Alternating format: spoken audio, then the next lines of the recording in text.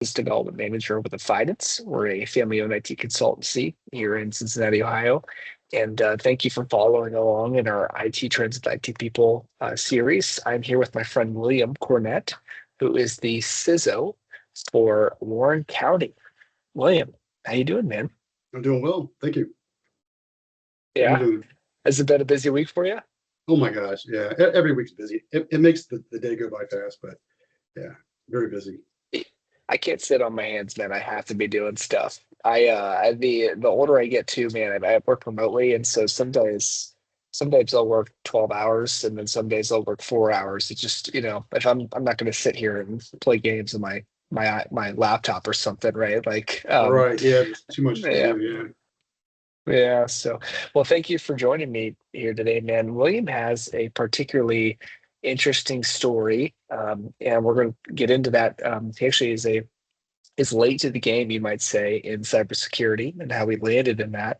And so to kind of kick things off here, William, why don't you share a bit about your background? So kind of how you landed in tech and specifically in security. And then after that, we'll kind of jump or dive deeper into some of your maybe even your early life experiences. But tell us how you got into technology and cyber. Okay. Well, I'll try to keep this under 100 words. I joined the military right out of the Air Force, right out of high school, and they trained me in refrigeration and cryogenics, which translated to the private sector as heating and air conditioning. And then when I got out, I translated the skills to the private sector, did heating and air conditioning, commercial and industrial heating and air conditioning for a long time.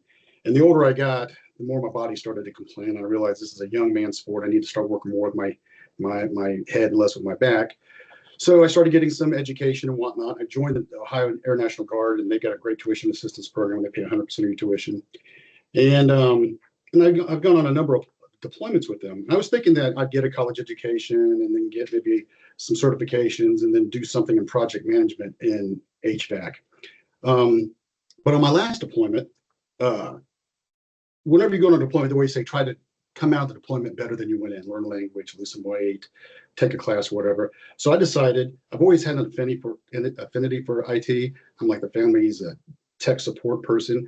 And I've had a few businesses in the past where I managed my own web servers and whatnot. And I've had an affinity for that. So I thought, well, I'll take some CompTIA courses and see what I can get. So I talked to a couple of guys that are in my guard unit. And I just knew they did IT. I didn't know what they did in the private sector. And I said, hey guys, I want to get the A plus and the Net plus. What do you think?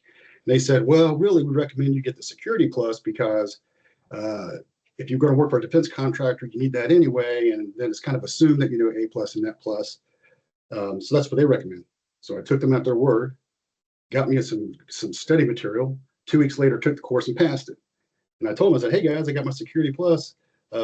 They're like, no, you didn't. I said, yeah, I did. I knocked it out. And they said, wow, that's really good. We got guys in the unit that have been struggling with that. So I kind of had some confidence and some momentum. So then I rolled right into the CompTIA CISO Plus, which is the Certified Cybersecurity Analyst certification. Got that knocked out. And then towards the end of my deployment, I thought, well, I wonder what jobs are out there. Let's see if I can open some doors with this. And I got on LinkedIn, saw that Warren County was hiring, and I'm from Warren County, and they were hiring for a cybersecurity analyst. Come to find out, it was their first cybersecurity analyst. I applied when I got home from did a phone interview, and then when I got here, we did the personal interview, and they offered me a job, and great opportunity, entry level opportunity. I was the only cybersecurity guy here, and I had a big mandate. Document our compliance against a framework and start digging in.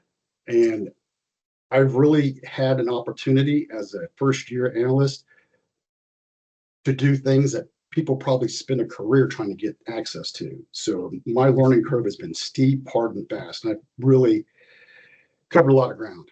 And that's kind of how I got here. That is how I got here. And tell me about so you have a military background, but tell me like before then, like as a kid, where'd you grow up? You mentioned before this call you went to King's High School. Are you from Cincinnati? Yeah, from Cincinnati, born and raised in like the Mainville area.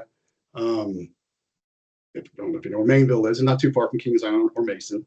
So I grew up there. I mean, I've left, I've gone, I've lived in Texas, I've lived in Georgia, I've moved around the world and traveled, but I always seem to come back to this area. I've seen a lot of a lot of communities. I've seen a lot of areas, and this is a nice area, nice, clean, safe area, good economy. I always seem to come back to it. But yeah, born and raised in this area, grew up in Mainville. How did your early life experiences kind of shape your perspective on leadership, problem solving? I'd be curious to know too how, growing up, you landed in the military. I mean, it paid for college, but surely there was more to that story than, dollars. Well, funny you should ask. So I come from a family of military veterans. My grandfather was a maintenance man on a frigate in the Pacific Theater of World War II. And then my dad was a jet engine mechanic in the Air Force for 4 years. And then he ended up retiring from General Electric as a jet engine mechanic. So the veteran influence has been there, and everybody seems to have a mechanical aptitude. So growing up, I'd watch these old World War II movies, and I'd go out in the woods. I found a stick that looked like a gun. I'd play Army, or my dad would have some black iron fittings in the garage. I'd screw them together, make like a little machine gun, and go out and play Army and whatnot. But so that's kind of, I always knew that I was going to join the military. I always knew that I was going to be in there, probably the Air Force. So that's how I kind of got into the Air Force. But that influenced background. But because my grandfather and my father were these mechanical kind of guys, we always had tools around the house. And my dad worked second shift. My grandfather, he lived in Norwood.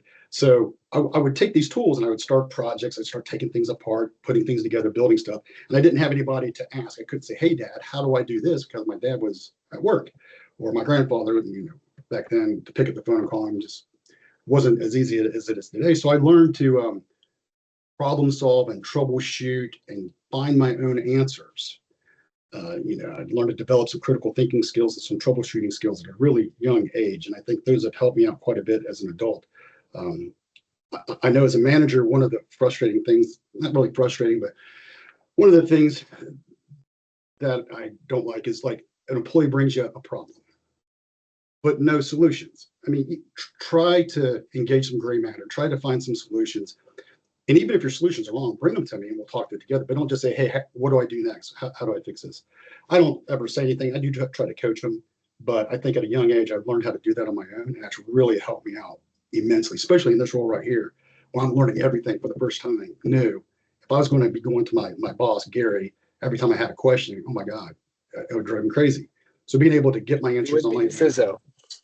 yeah, right. And yeah, that's probably my earliest childhood leadership or skills development story.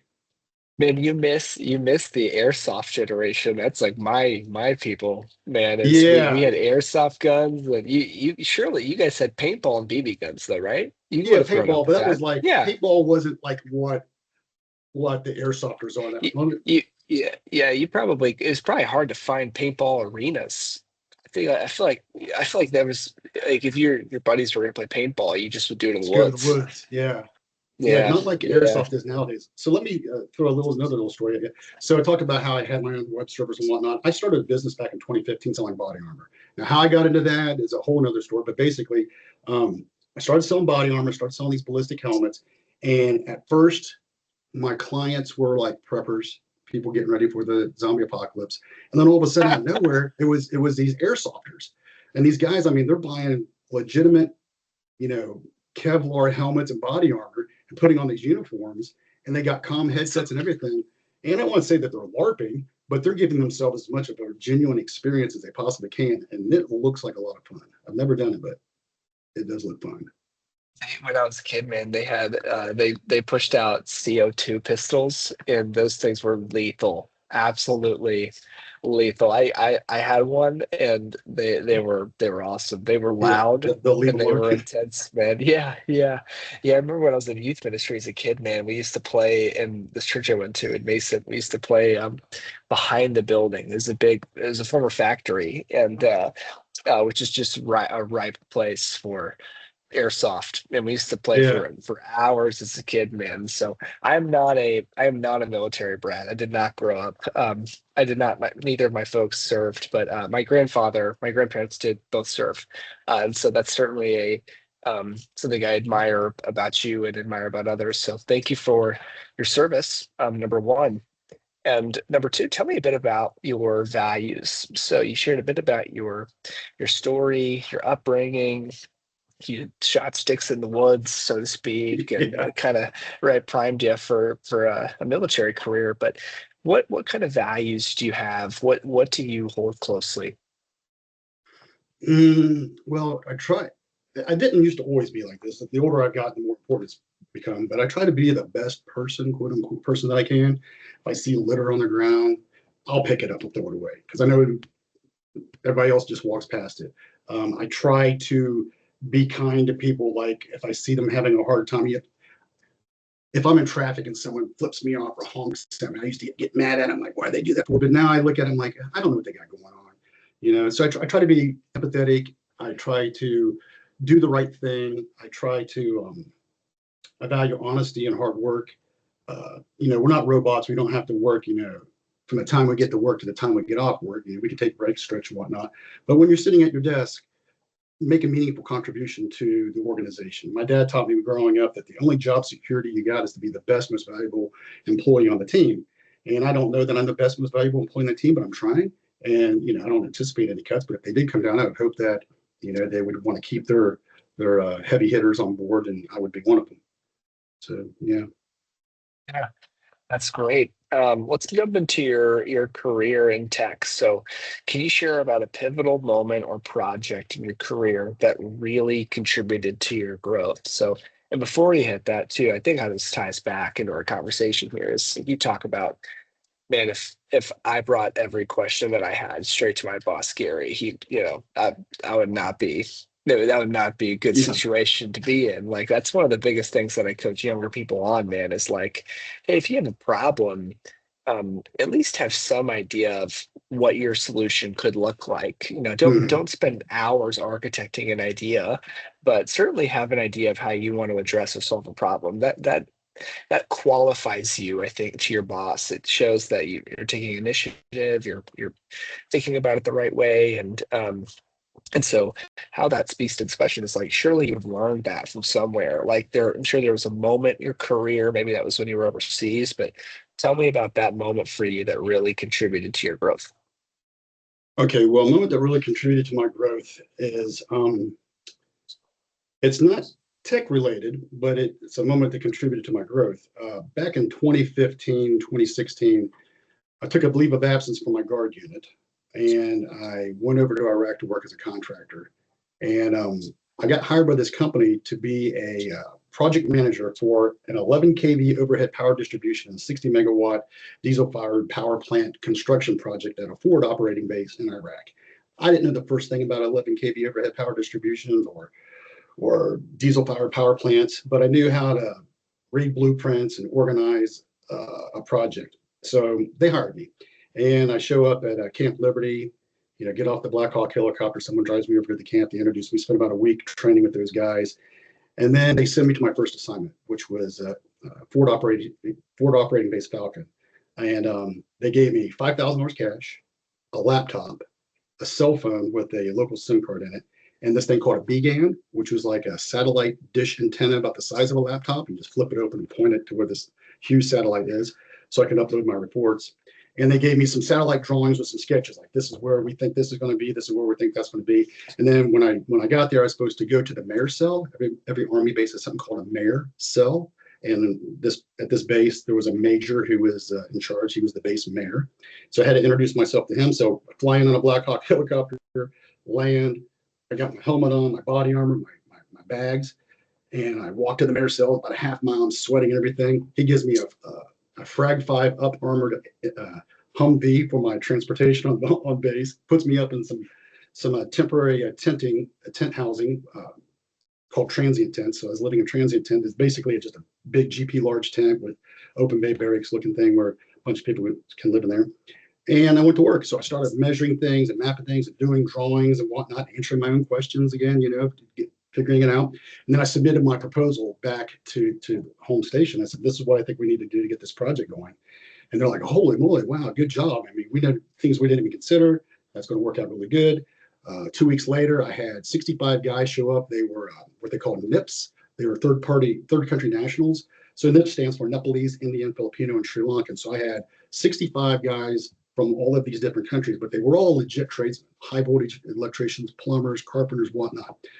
And we went to town, and with limited understanding of 11 kV overhead power distribution and whatnot, and working with this international crew, we had some language barriers and whatnot, but I was able to identify guys who were leaders, and I put them in charge, made them foremen and supervisors and whatnot. And we got it done. We got it done under budget. We got it done ahead of schedule. It was my first big time project, and I really had to. I didn't have to like force myself to reach down and find leadership qualities. I think some of my experiences, early military experiences and childhood experiences, just prepared me for that opportunity, and I loved every second of it. It was a very rewarding experience, and a very professionally, it's a very good opportunity to develop some leadership skills. Certainly. So there's a whole lot of just kind of figuring things out here in your story. And in security, cybersecurity, that's certainly a huge part of being in cybersecurity. It's just figuring things out. Like yesterday, you delivered a threat briefing at a group that we're part of called Go Cyber Collective, and that briefing talked about three different attack groups that are making waves in the marketplace, and you just got to figure things out sometimes, man. And without guidance, a lot of support.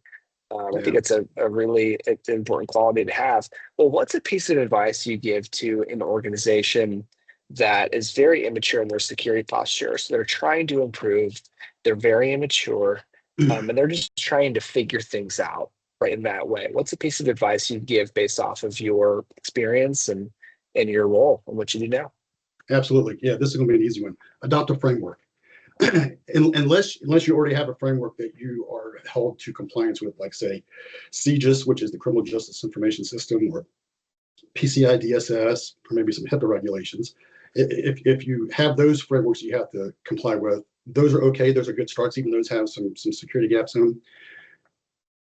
But if you don't have anything at all, I would adopt the Centers for Internet Security Controls Framework. It's essentially so the industry standard really and cybersecurity frameworks is NIST, National Institute of Standards and Technology. They got the special publication series, special publication 800, and it's robust and it's complex and it's comprehensive. And the CIS controls, I joke and call them NIST light, because it addresses everything that NIST does, but it does in these manageable bite-sized pieces. And they've got these 3 implementation groups. If you're a young, mature organization, then you want to comply with IG1. Your goal should be to comply with as much IG1 as you can. As you mature, you can take on IG2, and then the most mature organization would be IG3, which includes like incident response, pen testing, stuff like that. And I would adopt that as my framework, and I would start with IG1. I would probably start with the first 5 controls, focus on the first 5 controls, and go through my network and say, I can see, do I have this? For example, controls 1 and 2, asset inventory and software inventory. You can't protect what you don't know what you have. So find out what I got. What's all dangling on my net? What's out there ARPing? What's talking out there? What applications do we have installed? Are we controlling those applications? Is anybody allowed to install any application that they want? Put some controls on that. Not that you're telling people they can't have that application. You're just putting a stopgap in there to where we stop and think about it. You ask me, I go look, is it actively being exploited right now? Are there any open CVEs? Do the developers support it? If so, yes, we can introduce it to our environment. But yeah, I would say adopt a framework and start documenting your compliance towards it.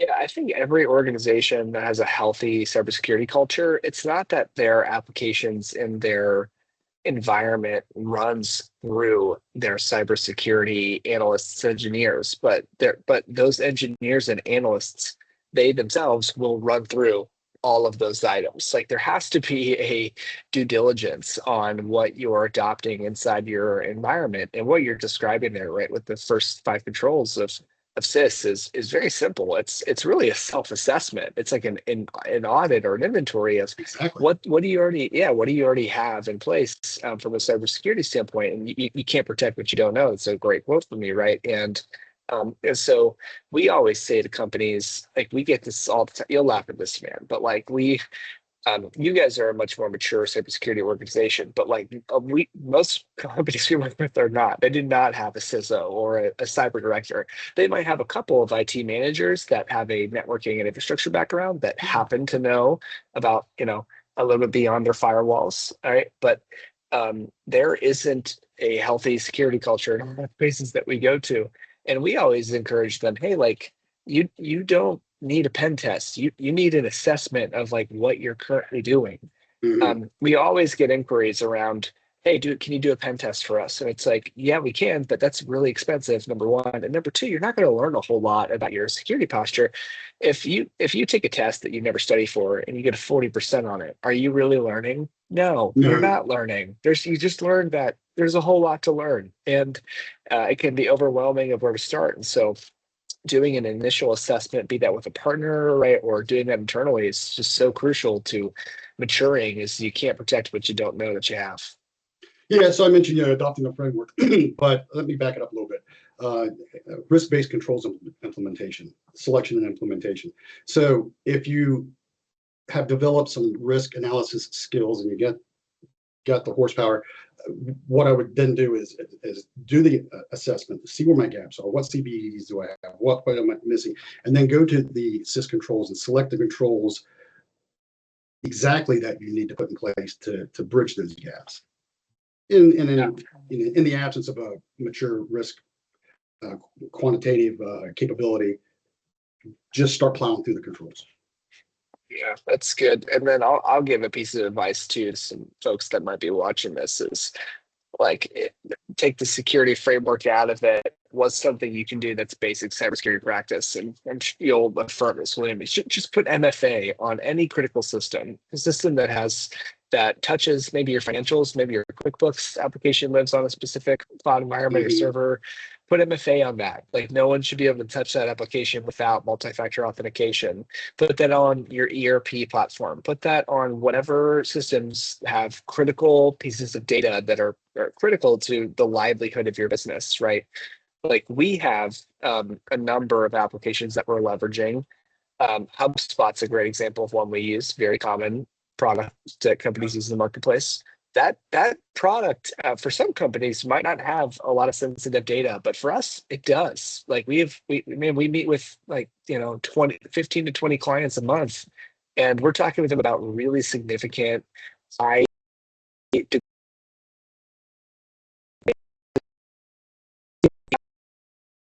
protect that info. So that's just one example. If you can identify in your environment what is most critical and put MFA on that. For some companies, Mm-hmm. like that's going to create fatigue in people, but it's going to really fatigue you if you get attacked and you Yeah, can't do anything about it. So that's you know, it's yeah, and another there's thing a too is cost. having, I'm sorry, to having MFA on any privileged accounts too. So if you got what we've got here, we've got our workstation accounts, and then any uh, escalated any work that we do that requires escalated privileges, we got another account, and we have MFA on those accounts. So if we're going to get into a server and do any maintenance, we got an MFA to gain that access.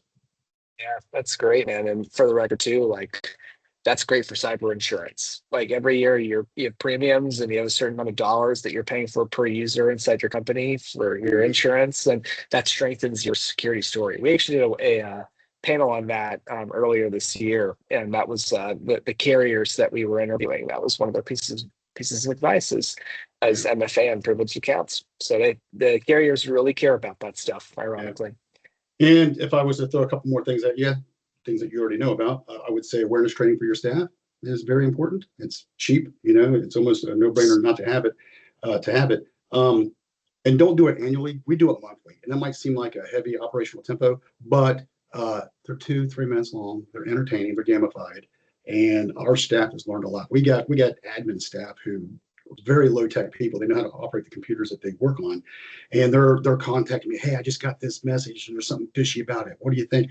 We get the fish reporting button, and I encourage them to always use the fish reporting button. But still, they'll reach out to me, and it's encouraging to me because I can see these people who are not technical people recognizing these phishing emails and bringing it to my attention. And then incident response capability. So what's the joke? What's the saying? It's not a matter of if you get breached, it's a matter of when. And when you don't want to be figuring out how to respond is when it's happening.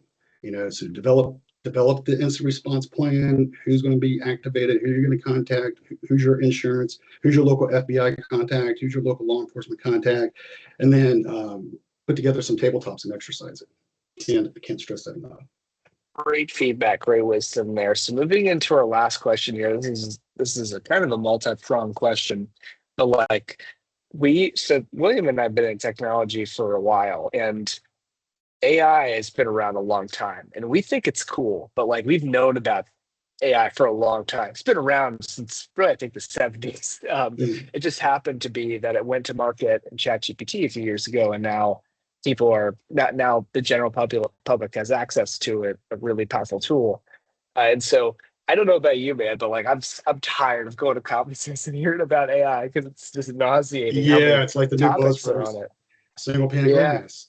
Yeah, That's right. It's like put AI powered behind whatever our product is. It's like a requirement now. Like we could say AI powered consulting, like all of our consultants have an AI you're right. co-pilot, You see a lot of right? people with Like we could say that. yeah, the web domains will be some sort of business.ai, whether or not they're in the AI or Yeah. not.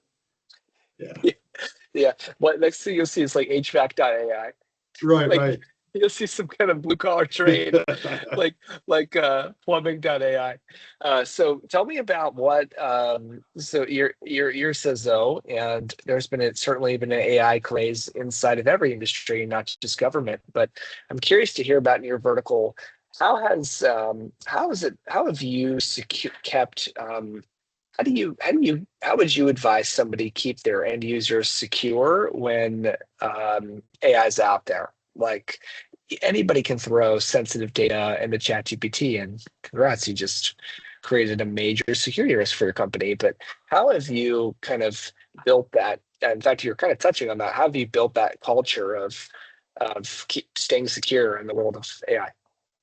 Well, it all starts with governance. So we drafted a policy stating what is acceptable AI use and what isn't. Now, right now, we don't have any restrictions on what AI tool that you're using, but we do have requirements that you don't put anything, you don't upload any documents that have the name of Warren County in it, that has any PII in it, nothing proprietary. So let's say I've got meeting minutes and I want to get an AI summary. I do this all the time. And I'll go through and if you do a Teams meeting, you can record it, you get a transcript. I'll go through the transcript and I'll redact out anything that's specific. And then I'll upload that and say, give me a summary of what occurred. And then like 45 seconds later, I've got the minutes that I can share with everybody. And maybe I'll go back and put in the information to clarify the subject that we're talking about. So we have a governance policy that states what is acceptable and what isn't, like a AI acceptable use policy. And that's really about it right now. There have been a couple of entities in the county that have wanted to purchase a platform that leverages AI, and I've done a product review to check it out to see if they're using like a publicly available open source AI model, or if it is something that's like hosted in an AWS bucket that's locked down and restricted. And in this particular case, they were using a private AI tool as part of their engine for their platform. So we approved it.